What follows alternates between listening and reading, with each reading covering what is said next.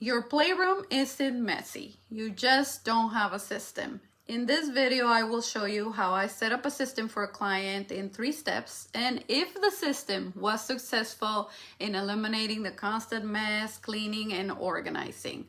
I'm Helda Scarano, parenting coach and behavior specialist. This is what organizing looks like without a system.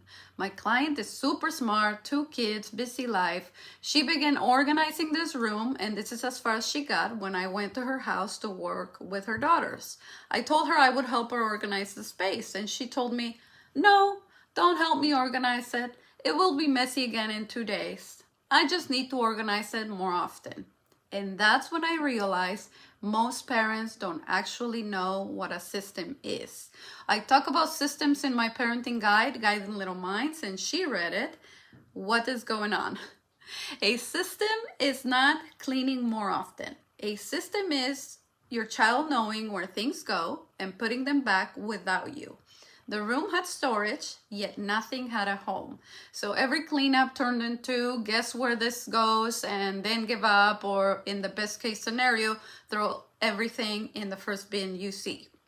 If your child can't tell you where something goes in 2 seconds, they won't put it away.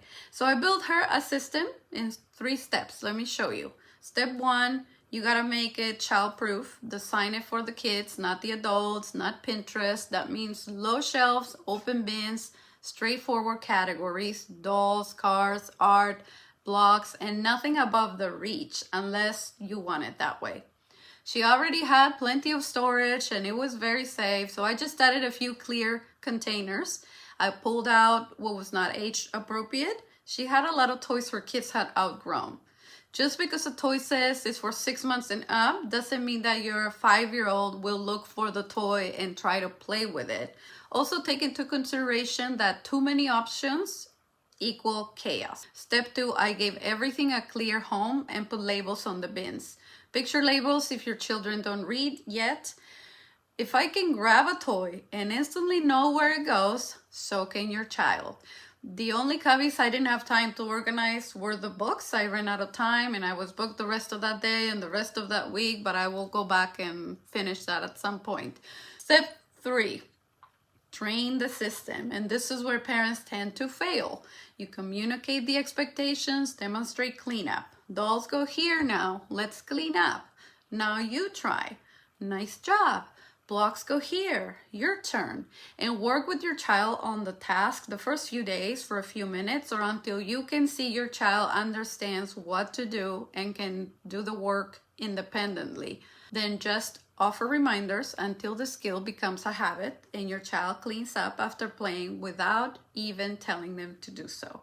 In this case, I communicated the expectation and model cleanup for the girls the first time, and we practiced a few times. I realized they already knew about cleaning up after themselves, the training they receive at preschool, I'm assuming.